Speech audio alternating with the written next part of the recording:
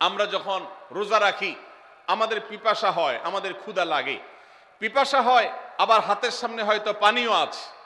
আমার ক্ষুধা লাগে, হাতের সামনে হয়তো খাবারও আছে, কেউ দেখছেও না, সিসি ক্যামেরাও নেই, বদ্ধ রুমে কক্ষের মধ্যে, কিন্তু আমি রোজাদার।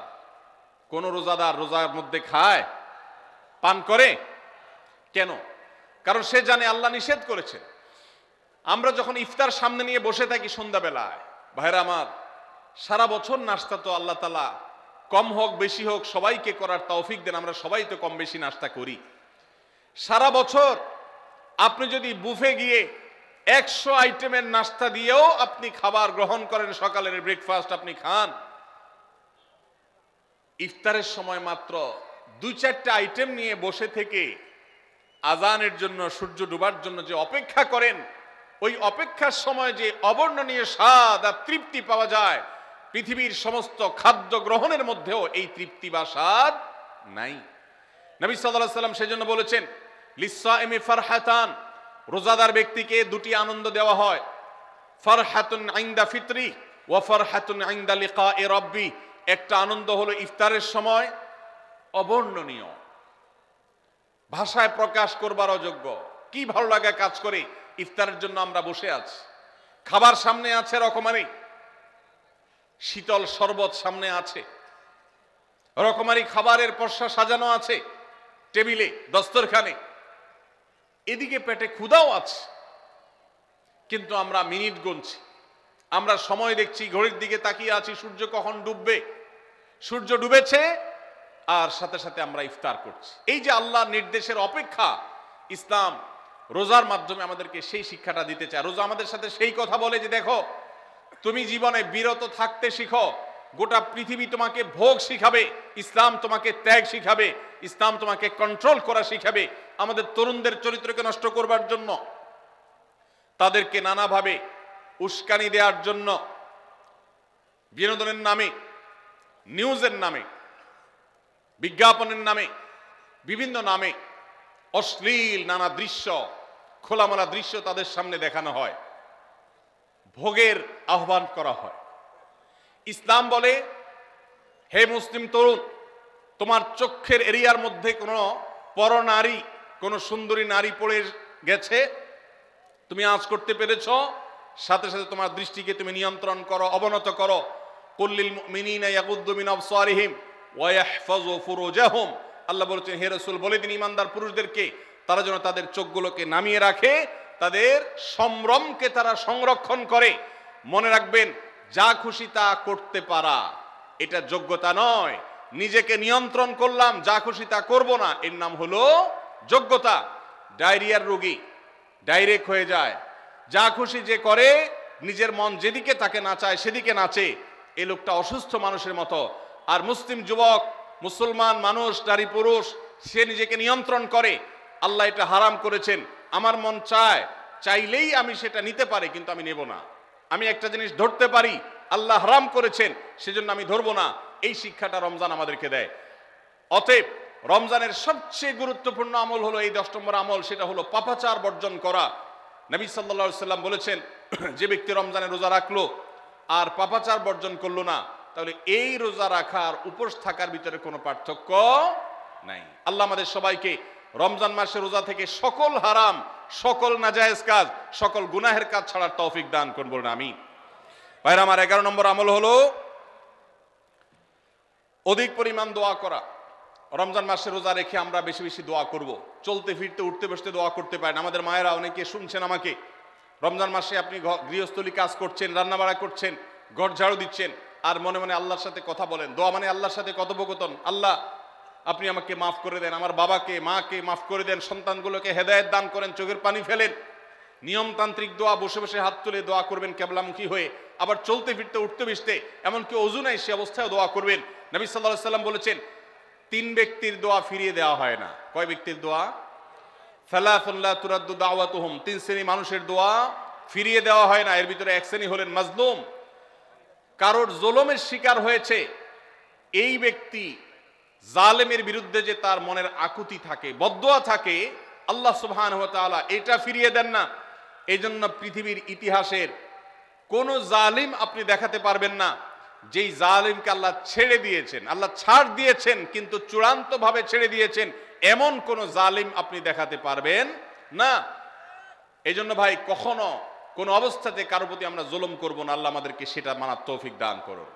তাহলে 3 ব্যক্তির দোয়া কবুল হয়, ফেরত দেওয়া হয় না। তার ভিতরে একজন হলো মাজলুম, যার প্রতি আপনি জুলুম করেছেন, সে আপনার বিরুদ্ধে যে বদদোয়া করে, এটা লাগবেই লাগবে, আজ হোক আর 2 দিন পরে হোক।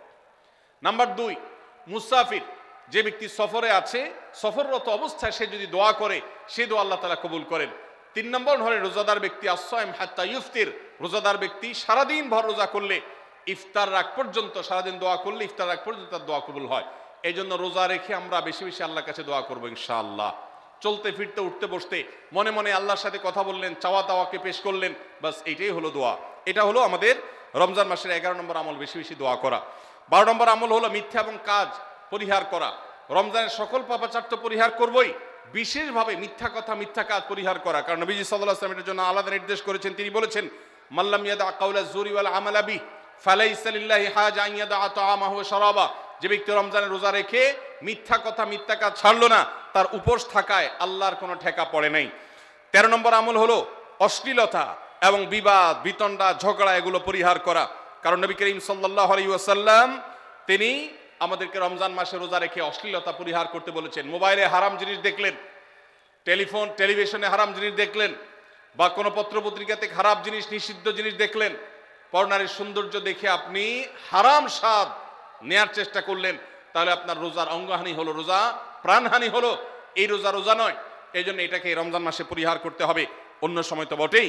এবং সেই সাথে কেউ যদি আপনার সাথে ঝগড়া করতে আসে, নবীজি শিখাই দিয়েছেন, ফালিয়াকুল ইন্নী সায়েম, কেউ রোজা রাখা অবস্থায় ঝগড়া করতে আসলে বলবেন, ভাই আমি রোজাদার, আমি তোমার ঝগড়ার জবাব দিতে পারবো না। তাহলে ঝগড়া পরিহার করার জন্য রমজান মাসে আমরা এক্সারসাইজ করব। 14 নম্বর, যে কোনো ভালো কাজ, যে কোনো নেকামল রমজান মাসে বেশি বেশি করবেন। কেন? কারণ রমজানের শুরুতে একজন ঘোষক বলে, ইয়া বাগিয়াল খাইরি আকবিল, হে ভালো কাজ প্রত্যাশী, যে ভালো কাজ করতে চাও, রমজান মাসটাই হলো ভালো কাজের সওয়াব বেশি পাওয়ার। অতএব এই মাসে ভালো কাজ করে, নেকামল করে, ইবাদত করে, কোরআন তেলাওয়াত, জিকির, আজকার যত রকম আছে এগুলো করে জান্নাতের পথে অগ্রসর হয়ে যাও। 16 নম্বর আমল হলো রোজাদারকে ইফতার করানো, অর্থাৎ নিজে ইফতার করার পাশাপাশি অন্য কোন রোজাদারকে ইফতার করাইলে আল্লাহ তাআলা ওই রোজাদার যে পরিমাণ সওয়াব পাবেন, আপনাকেও সেই পরিমাণ সওয়াব দিবেন ইনশাআল্লাহ। 17 নম্বর আমল হলো বেশি বেশি কোরআনে কারীমের তেলাওয়াত করা। রমজান মাসে আল্লাহ তাআলা আমাদের সবাইকে, 15 নম্বর বাদ গেছে, মাশাআল্লাহ, এত মনোযোগ সহকারে কথা বলছে এবং নোট করছে দেখা যাচ্ছে। তাহলে আমরা আবার পেছনে যাচ্ছি ইনশাআল্লাহ। 15 নম্বর আমল হলো বেশি বেশি ইস্তেগফার করা। বেশি বেশি কি করা? ইস্তেগফার করা, অর্থাৎ ক্ষমা প্রার্থনা করা। কেন ক্ষমা প্রার্থনা বেশি করবেন? কারণ নবী করিম সাল্লাল্লাহু আলাইহি সাল্লাম বলেছেন, ওয়ালিল্লাহি উতাকাউ মিনান নার ওয়া যালিকা ফি কুল্লি লাইলা। রমজানের প্রত্যেক রাতে আল্লাহ তাআলা বহু মানুষকে জাহান্নাম থেকে মুক্ত ঘোষণা করেন। ভাইরা আমার, আমাদের পাপাচারের কারণে জাহান্নামীদের তালিকা নাম উঠে থাকলেও রমজানে আল্লাহ বহু মানুষকে ঠিক দেন যে এই লোককে জান্নাতি ঘোষণা করা হলো, জাহান্নাম থেকে মুক্ত ঘোষণা করা হলো। এই জন্য এই মাসে আল্লাহর কাছে বেশি বেশি মাফ চাইতে হয়, ইস্তেগফার করতে হয়, চোখের পানি ফেলে দোয়া করতে হয় যে আল্লাহ আপনি মাগফিরাত নসিব করেন। এটা হলো 15 নম্বর আমল। 16 নম্বর আমল হলো রোজাদারকে ইফতার করানো। নিজে ইফতার করবেন, পাশাপাশি রোজাদার ব্যক্তিকেও ইফতার করাবেন। নবী সাল্লাল্লাহু আলাইহি সাল্লাম বলেছেন, যদি কোনো ব্যক্তি কোনো রোজাদারকে ইফতার করায়, তাহলে যেই ব্যক্তি তাকে ইফতার করানেন তার রোজার সওয়াব তো সে পাবেই, আপনি ইফতার করায়া সমপরিমাণ সওয়াব লাভ করবেন ইনশাআল্লাহ। অতএব মসজিদে ইফতার দেওয়ার ব্যবস্থা করা যেতে পারে, রাস্তাঘাটে, বিশেষ করে পাবলিক পরিবহনে, এমনকি প্রাইভেট গাড়িতেও সন্ধ্যার সময়, ইফতারের সময় অনেক সময় খাবার থাকে না, তখন আপনি রাস্তায় দাঁড়িয়ে যদি সামান্য একটু খেজুর, সামান্য একটু পানি বিতরণ করতে পারেন, তাইলে সওয়াবটা পাওয়া যেতে পারে। আপনার বাসার আশেপাশে অনেক অভাবী মানুষ আছে, তাদের বাসায় আপনি ইফতার পৌঁছে দিতে পারেন, এর মাধ্যমে রোজাদারকে ইফতার করানোর সওয়াব পেতে পারেন।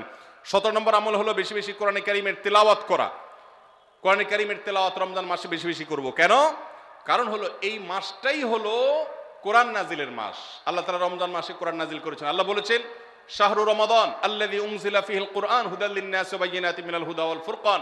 রমজান মাস এমন মাস যে মাসে আল্লাহ তাআলা কোরআন নাজিল করেছেন, এই জন্য এই মাসে বেশি বেশি রোজ কোরআন তেলাওয়াত করতে হবে। নবী করিম সাল্লাল্লাহু আলাইহি সাল্লাম বেশি বেশি রমজান মাসে কোরআন তেলাওয়াত করতেন।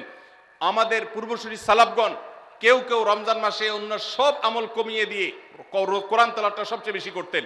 এই জন্য দিনে এবং রাতে বেশি বেশি করে কোরআন শুদ্ধতার সাথে সৌন্দর্যের সাথে তেলাওয়াত করব, অর্থ সহকারে বুঝে পড়ার চেষ্টাও পাশাপাশি করব ইনশাআল্লাহ। 18 নম্বর আমল হলো কোরআন পরস্পরকে শোনাশুনি করা, বুঝে পড়া। অর্থাৎ আপনি কোরআন তেলাওয়াত করবেন, আপনার স্ত্রী শুনবে, আপনার মা শুনবে, আপনার বোন শুনবে, আবার তারা তেলাওয়াত করবে, আপনি শুনবেন। আমরা তারাবির নামাজে এক পক্ষীয় তেলাওয়াত শুনি, হাফেজ সাহেব তেলাওয়াত করেন, আমরা শুনি, কিন্তু আমরা তেলাওয়াত করে আরেকজন শুনবে, এটা হয় না। নবী সাল্লাল্লাহু আলাইহি সাল্লাম রমজান মাস আসলে জিবরিল ফেরেশতার সাথে কোরআন শোনাশুনি করতেন, জিবরিল তেলাওয়াত করতেন, নবীজি শুনতেন, আবার আমাদের নবীজি তেলাওয়াত করতেন, জিবরিল শুনতেন। এটা একটা সুন্নত। এই সুন্নতটা বিলুপ্ত হয়ে গেছে, এটা নিয়ে চর্চা নাই। এই জন্য আমরা এটা বাসা বাড়িতে নতুন করে জিন্দা করব। আল্লাহ আমাদেরকে তৌফিক দান করুন। 19 নম্বর আমল হলো দান সাদাকা বেশি বেশি করা। নবীজি সাল্লাল্লাহু আলাইহি সাল্লাম এমনিতেই প্রচুর পরিমাণ দান করতেন, কিন্তু রমজান আসলে তার দানশীলতার পরিমাণ আরো বেড়ে যেত। এই জন্য অভাবী, প্রতিবেশী, গরিব দুঃখী সবার ঘরে ঘরে আমরা আমাদের সাধ্য অনুযায়ী দান পৌঁছানোর চেষ্টা করব রমজান উপলক্ষে। এটা রমজানের 19 নম্বর স্পেশাল আমল, বিশেষ আমল। 20 নম্বর রমজানের কর্মসূচি হলো ভোর রাতে দোয়া করা। কারণ সারা বছর ভোর রাতে তাহাজ্জুদের নামাজ পড়া বা দোয়া করার সুযোগ আমাদের হয় না, কিন্তু রমজানের সাহরি খেতে তো এমনি উঠেন, অতএব এই টাইমে দোয়া কবুল হয়। 24 ঘন্টার ভিতরে দোয়া কবুলের সবচেয়ে মোক্ষম সুযোগ, সবচেয়ে আদর্শ সময় হলো এই তাহাজ্জুদের সময়টা।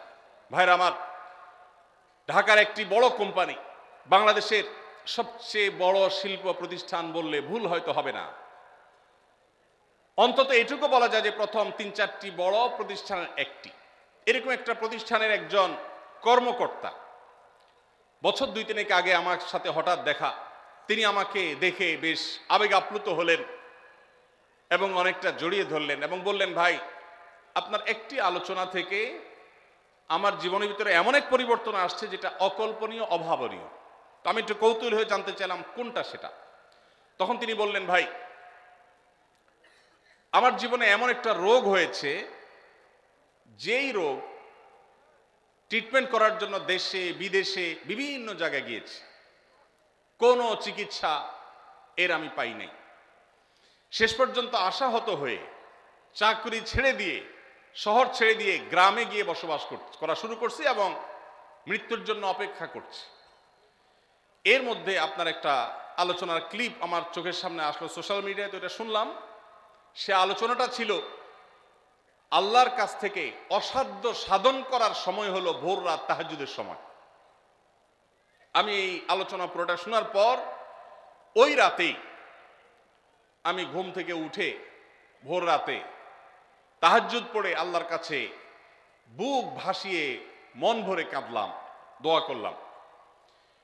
ওই ভাই বললেন যে আমি এত দোয়া করলাম, দোয়া করতে করতে দীর্ঘ সময় আমি পরিতৃপ্ত হলাম, আমার দোয়া শেষ হয়ে গেল। এরপর দোয়া করে শেষ করার পর ফজর নামাজের সময় হয়ে গেছে, আমার ফিল হলো, অনুভব হলো যে আমার শরীরে আর কোনো রোগবালাই এখন মনে হয় নাই। এবং তিনি গত 2 দিন আগেও তার সাথে আমি দেখা করলাম ঢাকায়, গতকালকে দেখা করলাম, 2 দিন আগে না, মাত্র 1 দিন আগে দেখা করলাম। তিনি এখন সুস্থ সবল হয়ে আবার তার চাকরিতে ফিরে গিয়ে স্বপদে সমহিমায় আছেন। তিনি এক সহকর্মীকে ডেকে আমার সামনে বলছেন, এই তোমরা বলো তো, আমি আগে শারীরিকভাবে বেশি ফিট ছিলাম নাকি এখন বেশি ফিট? তখন তার সহকর্মী আমার সামনে বলছে, স্যার, আপনি আগে অনেক বেশি রাগারাগি করতেন, আপনি হট মেজাজি ছিলেন, অনেক বেশি অসুস্থ হয়ে যেতেন কিছু হলেই, কিন্তু এখন আপনি সে আগের সময়ের তুলনায় অনেক বেশি সুস্থ এবং ফিট। তিনি বললেন, ভাই, ভোর রাতের দোয়ার প্রভাব এত বেশি, তাহাজ্জুদের সময়ের দোয়া এত গুরুত্বপূর্ণ যে এই এক দোয়া আমার জীবনকে আমূল পরিবর্তন করে দিয়েছে। এই জন্য ভাইরা, রমজান মাসে বিশেষ করে যখন তাহাজ্জুদের সময় সাহারি খেতে যখন উঠবেন, সাহারি খাওয়ার পর 10টা মিনিট সময় হাতে রাখেন, বা সাহারি খাওয়ার আগে 10টা মিনিট একটু আগে উঠেন, উঠে ওযু করে 2 রাকাত 4 রাকাত নামাজ পড়ে, বা নামাজ পড়ার সময় না থাকলে অন্তত কেবলামুখী হয়ে 2টা হাত তুলে আল্লাহর কাছে একটু চান। নবীজি সাল্লাল্লাহু আলাইহি সাল্লাম বলেছেন, রাতের শেষ প্রহর যখন হয়, দুনিয়ার আসমানে নেমে এসে আল্লাহ বান্দাদেরকে ডেকে ডেকে তাদের প্রত্যেকটা চাওয়া পূরণ করে দেন। এই জন্য ভাইরা, রমজান মাসে সাহরির সময় দোয়া কবুল হয়। রমজান উপলক্ষে বিশেষ করে এই আমলটা, সাহরির সময় আমলটা, আমরা দোয়া করার আমলটা করতে পারি। তাহলে 20 নম্বর আমল হলো তাহাজ্জুদের নামাজ এবং ভোর রাতের দোয়া, এটা অন্য সময় করা যায়, কিন্তু রমজানের সুযোগটা বেশি আসে, সেজন্য এটাকে রমজানের স্পেশাল আমল হিসেবে আমরা উল্লেখ করলাম। আল্লাহ আমাদেরকে সবাইকে তৌফিক দান করুন। সারি খেতে উঠলে একটু দোয়া করবো তো ইনশাআল্লাহ, 2-4 মিনিটের জন্য হলে দোয়া করবো, একাকী নির্জনে আল্লাহর কাছে কেবলামুখী হয়ে। এর চেয়ে বড় দুর্ভাগ্যের বিষয় কি আছে যে আল্লাহ চাওয়ার জন্য ডাকছেন আর আমি অবহেলা করে বসে আছি। ভাইরা আমার, 5 ওয়াক্ত নামাজের জন্য মুয়াজ্জিন আপনাকে ডাকে, কিন্তু ভোর রাতে দোয়া কবুলের জন্য স্বয়ং আল্লাহ আপনাকে ডাকেন। অতএব সাহরি খেতে উঠলে ভোর রাতে সাহরির সময় একটু দোয়া করবো তো ইনশাআল্লাহ।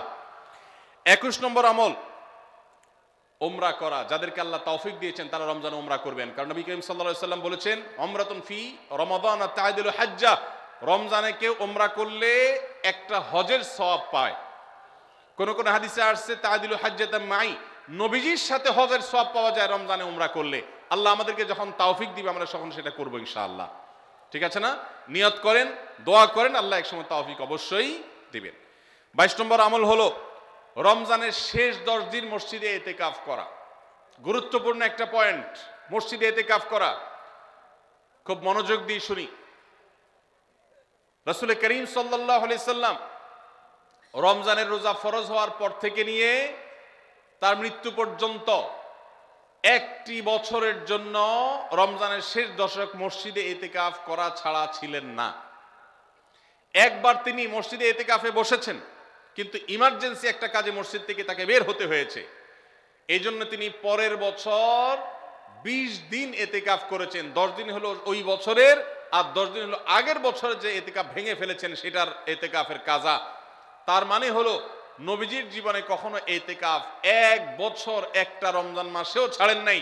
এত গুরুত্বপূর্ণ আমল যে রমজানের এই আমলটা তিনি কখনোই ছাড়েন নাই।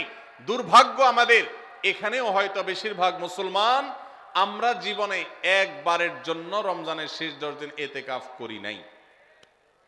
যে আমল নবীজি জীবনে কখনো ছাড়েন নাই সেটা আপনি জীবনে একবারও করেন নাই, এর চাইতে বড় হতভাগা উম্মত আর কি হতে পারে? ভাইরা আমার, 3টি আমলের নগদ তৃপ্তি আমি অন্তত অনুভব করি। আমি আমার সে অভিজ্ঞতার আলোকে আপনাদেরকে উদাত্ত আহ্বান করতে চাই, রমজানের শেষ দশকে আপনারা ইতিকাফ করুন।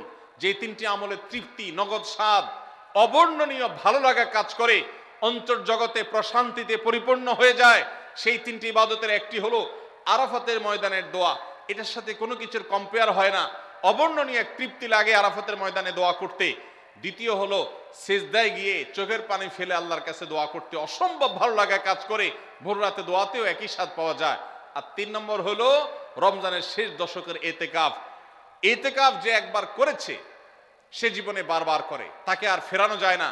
এই জন্য ভাইরা, রমজানের শেষ দশকে আমরা আল্লাহর ঘরে বসে গিয়ে ইতিকাফ করার চেষ্টা করবো তো ইনশাআল্লাহ। অনেক এলাকায় বৃদ্ধ মানুষ, বুড়া মানুষ বসায় দেওয়া হয় টাকা পয়সা দিয়ে। যে টাকা নিয়ে ইতিকাফ করে সেও গুনাহগার, আর যারা টাকা নিয়ে ইতিকাফে বসায় তারাও গুনাহগার, কারণ ইবাদত টাকা পয়সা দিয়ে চলবে না। রমজানের শেষ দশক মসজিদে ইতিকাফ করবো তো ইনশাআল্লাহ। আল্লাহ আমাদেরকে তৌফিক দান করুন। যুবক ভাইরা, একটাবার বসে দেখেন, অসম্ভব ভালো লাগা কাজ করে, মনে হয় যে আল্লাহর মেহমান আমি, এই ফিলটা হয়। কারণ আল্লাহর ঘরে এসে বসে আছেন আপনি কারোর কাছে কোনো কিছু চেয়েছেন, চাইতে চাইতে একটা পর্যায়ে তার পাও জড়িয়ে বসে গেলেন, একদম বসে গেলেন, তার ঘরের সামনে বসে পড়লেন। ইতিকাফটা অনেকটা এরকম। রমজানের প্রথম 20 দিন আল্লাহর কাছে হাত দিয়ে দোয়া করলাম, আর শেষ 10 দিন একজন মসজিদে গাট্টি বসকা নিয়ে পড়ে গেলাম। ব্যাপারটা হলো কারো পায়ে ধরে পড়ে যাওয়ার মতো। আশা করা যায় ইতিকাফকারীকে আল্লাহ তাআলা ক্ষমা না করে মসজিদ থেকে ফেরাবেন না। এই জন্য ইতিকাফ করার চেষ্টা করবো তো ইনশাআল্লাহ। আমরা ব্যস্ততার অজুহাত দেই। ভাইরা আমার, যে কোনো মুহূর্তে দুনিয়া থেকে চলে যেতে হতে পারে। এই জন্য এই রমজানে প্ল্যান করেন, যত ব্যস্ত হন না কেন। আমি তো আমার সমস্ত ব্যস্ততাকে এক পাশে ঠেলে রেখে আল্লাহ আমাকে যখন থেকে তৌফিক দিয়েছেন রমজানের শেষ দশকে ইতিকাফ ছাড়া বাইরে থাকবো এটা চিন্তাও করি না। এই জন্য যুবক ভাইদেরকে বলবো, প্রত্যেকটা মহল্লাতে 2 জন 5 জন 10 জন করে যুবকরা বসেন, কোরআনের গ্রুপ স্টাডি করেন, কোরআনের পাঠচক্র করেন, নিজেরা কোরআন হাদিসের আলোচনা করেন, রোনাজারি এবং দোয়া করেন। 10টা দিন আল্লাহর সাথে কানেক্টেড হওয়ার চেষ্টা করেন। 12 মাস ইবাদত, দাওয়াতের কাজ, ইসলামের কাজ করবেন, ইনশাআল্লাহ সেখানে বরকত পাবেন। রমজানের শেষ দশকে ইতিকাফ করবেন তো ইনশাআল্লাহ। আল্লাহ আমাদের সবাইকে তৌফিক দান করুন। 23 নম্বর আমল হলো